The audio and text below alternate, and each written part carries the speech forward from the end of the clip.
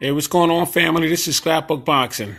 We're going to take another look at an episode, The Museum of the Forgotten Fisticuffs series of a great welterweight champion, two-time welterweight champion, one-time lightweight champion, Barney Ross. Let's take a look at his career. Now, this phenomenal fighter was born December 23rd, 1909, in New York. His nationality was Jewish American. He weighed 145 pounds. He stood 5'7" and was managed by Sam Payne and Art Witch. He started as an amateur in 1926, where he won the Golden Gloves and Inner City titles in 1929 and turned professional. 1929, Joe Boralla, 1-6. Joe Harth, he 1-5. Mickey Gennaro, he 1-6. 1930, Young Terry, KO'd him in 8.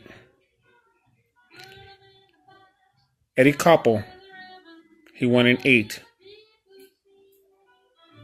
Petey Mack, very good win, KO'd him in 1.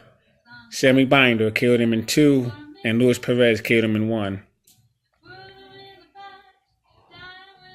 Now, Young Terry was a very, very good fighter. He lived out of Trenton, New Jersey. Outstanding fighter, Young Terry. 1931, January 14th. Henry Falagano, Chicago, 8-round victory. February 20th, Young Terry, Chicago, 10-round victory. March 20th, Jackie Davis, Chicago, 6-round victory. March 27th, Roger Bernard, Chicago. He lost in 8 rounds. That was his first loss as a professional. April 8th, Midget Mike O'Dowd, 8-round victory. Louis Abella, April 24th, Chicago, 2nd round KO. And he continues to have great success throughout 1931 and 1932, defending all up-and-comers. October 21st, battling Ballino, Chicago. He defeated him in 10 rounds. And it was an outstanding win because he gave the Fargo Express, Billy Patrol, a run for his money. August 26th, Ray Miller, Chicago, defeated him in 10 rounds. Ray Miller was an outstanding fighter, an outstanding referee. November 25th, Johnny Farr, Milwaukee, 10-round victory. 1933, January 20th, Johnny Dado. Very good test for Barney Ross. Pittsburgh, Pennsylvania. He stopped him in 2 rounds. Phenomenal. February 22nd, Tommy Grogan, Chicago, 10-round victory. March 22nd, Billy Patrol, the Fargo Express, Chicago. He defeated him in 10 rounds. Now, on June 23rd, Tony Canzoneri was a frightening opponent for Barney Ross. Because at that point, Tony Canzoneri was knocking out everyone. He was a master boxer. Knew every trick of the trade. But when he met up with him in Chicago, he defeated him in 10 rounds and won a lightweight and junior welterweight titles. That was an achievement in the Jewish community. July 26th, Johnny Farr, Kansas City, KO in 6.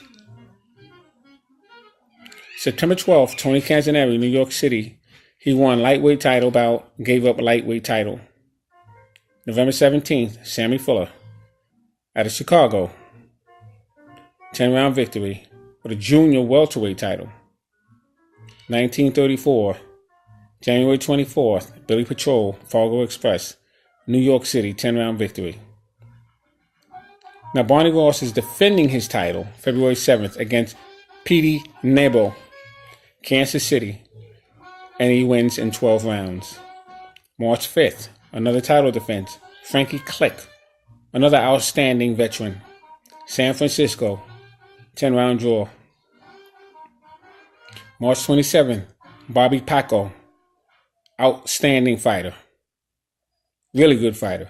Los Angeles, 10-round decision. May 28th, Jimmy McLaurin, New York City, 15-round victory and won the World Welterweight title. September 17th, Jimmy McLaurin, New York City, 15-round, lost the World Welterweight title. December 10th, Bobby Paco, Cleveland, Ohio, defeated him in 12 rounds, junior welterweight title bout. 1935, January 28th, Frankie Click, Miami, Florida, 10-round victory. He scores a 12-round victory over Henry Woods in Seattle, Washington on April 9th. And then May 28th, Jimmy McLaurin, New York City, he defeated him in 15 rounds and re-won the World Welterweight Championship. That would be Jim McLaurin's last time holding the welterweight strap. November 29th, Cefalino Garcia, Chicago. Great victory for Barney Ross, 10-round victory, junior welterweight title bout. 1936, November 27th, Izzy Genazzo, outstanding fighter. Great fighter. New York City, 15-round victory, title bout. July 22nd, Phil Furr, Washington, D.C., 10-round victory.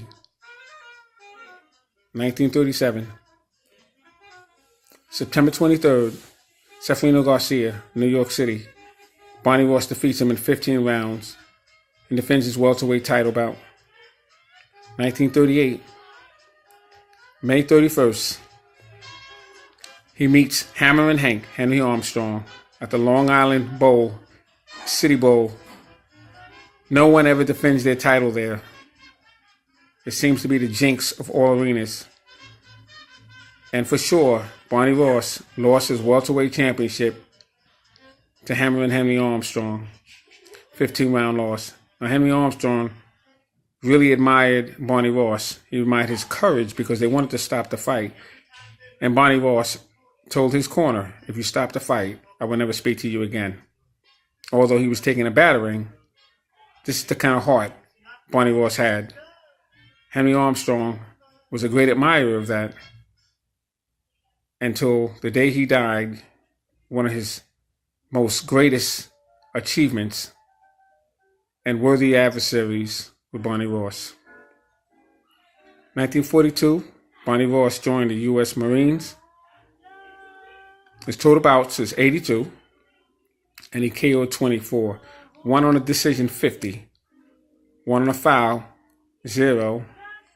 3 draws. Lost on a decision, 4. He was never stopped. No decision, 1 time. He entered the advertising business and was elected to the Boxing Hall of Fame in 1956. Barney Ross died January 17, 1967, in Chicago after a long illness. Death was caused by cancer. So salute to Barney Ross. I want to welcome him in the Museum of the Forgotten Fisticuffs series. Salute to Barney Ross.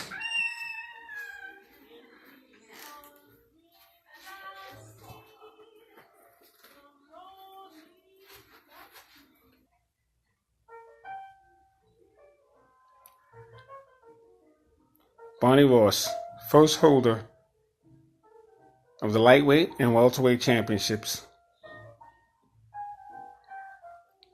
An awesome achievement until 1938, when Henry Armstrong became a 3-title holder. Awesome achievement. This is Scrapbook Boxing.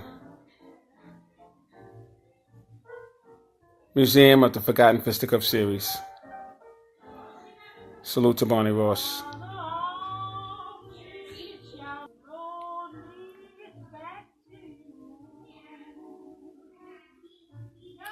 The baby face Jimmy McLaurin.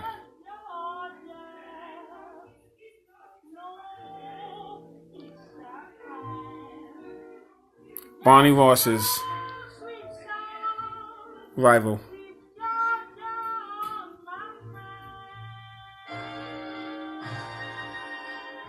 Salute.